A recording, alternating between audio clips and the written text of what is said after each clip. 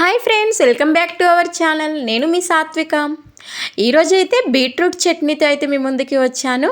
పిల్లల కానుండి పెద్దల వరకు అసలు బీట్రూట్ అంటే చాలు మేము తినమంటే మేము తినము అనేసి అంటుంటారు. అసలు కట్ చేయడానికి, ఇంట్లో తీసుకురావడానికి, కర్రీస్ చేయడానికి, చట్నీ చేయడానికి అస్సలు ఇంట్రెస్ట్ చూపరు. ఒక్కసారి మీరు రెడ్గా ఉంది అనేసి ఒక ఆలోచన పక్కకు పెట్టేస్తే ఇది చట్నీకి చాలా బాగుంటుంది. ఒక్కసారి అయితే ట్రై చేయండి. ఇక్కడ నేను ఒక ½ kg వరకు అయితే బీట్రూట్ అయితే తీసుకున్నాను. ముక్కలుగా కట్ చేసి పక్కకు పెట్టేసుకోవాలి. ఇప్పుడు స్టవ్ పైన ఒక కడాయి పెట్టేసుకొని ఆయిల్ వేసుకొని హీట్ అయ్యాక ఒక ½ కప్ వరకు పల్లీలు, ఒక 4-5 పచ్చిమిర్చి అండ్ వీటిని పల్లీలు అండ్ పచ్చిమిర్చి కొంచెం సేపు ఫ్రై చేసుకున్నాక అందులోనే ఒక 10 ఎల్లిపాయలు అండ్ ఎండుమిర్చి కూడా వేసుకోవాలి. ఇక్కడ నేను మా స్పైసీ తగ్గట్టు అయితే మేము పచ్చిమిర్చి ఎండుమిర్చి అయితే వేశాను.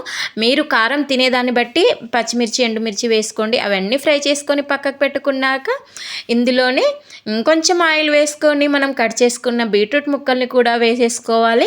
ఈ బీట్రూట్ ముక్కలు మంచిగా ఉడికేంత వరకు మీడియం ఫ్లేమ్లో పెట్టేసుకొని మంచిగా ఫ్రై చేసేసుకోవాలి. ఇవి ఫ్రై చేసుకునే అంతలోపు మన ఛానల్ని కనుక ఫస్ట్ టైం చూసుంటే ఛానల్ని అయితే సబ్స్క్రైబ్ చేసుకోండి. ఇప్పుడు మంచిగా బీట్రూట్ అయితే మంచిగా ఫ్రై అయిపోయింది. ఒక ప్లేట్లోకి పెట్టేసుకొని పెట్టేసుకోవాలి. ఇవి చల్లారిన తర్వాత ఒక మిక్సీ జార్లో బీట్రూట్ ముక్కలని అండ్ మనం ఇందాక ఫ్రై చేసుకున్న పల్లీలు, పచ్చిమిర్చి, ఎండుమిర్చి ఇవన్నీ మంచిగా ఫ్రై చేసుకొని పక్కకు పెట్టుకున్నాం కదా, అవి కూడా వేసేసుకొని మనకు స్పైసీ తగ్గట్టు సాల్ట్ కూడా వేసేసుకోవాలి. ఇక్కడ నేనైతే నాకు స్పైసీ తగ్గట్టు 2 చెంచాల వరకు అయితే సాల్ట్ అయితే పడుతుంది. మీ స్పైసీ తగ్గట్టు మీరైతే సాల్ట్ అయితే వేసుకోండి.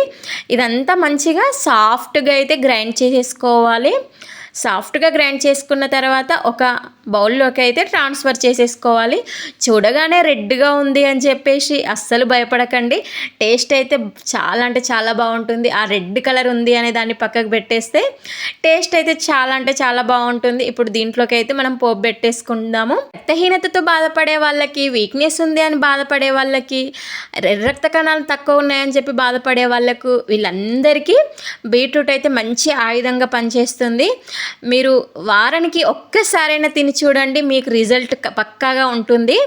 ఇంకా స్టవ్ పైన ఒక బౌల్ పెట్టేసుకొని ఆయిల్ వేసుకొని హీట్ అయ్యాక జీలకర్ర, ఆవాలు, మినపప్పు అండ్ కరివేపాకు ఇవన్నీ మంచిగా వేసుకొని ఫ్రై చేసుకున్నాక మనం బీట్రూట్ చట్నీలో అయితే ఈ పోపు అంతా వేసుకొని మంచిగా కలిపేసుకోవాలి. ఇది ఇడ్లీలోకి, దోశలోకి, వడలోకి, బొండలోకి, స్పెషల్లీ రైస్లోకి అయితే నిజంగా సూపర్గా ఉంటుంది.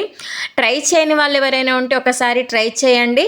సరే మేము ట్రై చేశాము అని చెప్పిన వాళ్ళైతే కామెంట్ చేయండి ఎలా వచ్చింది అని చెప్పేసి. ఇంకా మీరు ఏ విధంగా బీట్రూట్ని అయితే మీరు చట్నీ చేస్తారో నాకు కామెంట్ చేయండి, నేను ట్రై చేస్తాను. మరి మన ఛానల్ని కనుక ఫస్ట్ టైం చూస్తే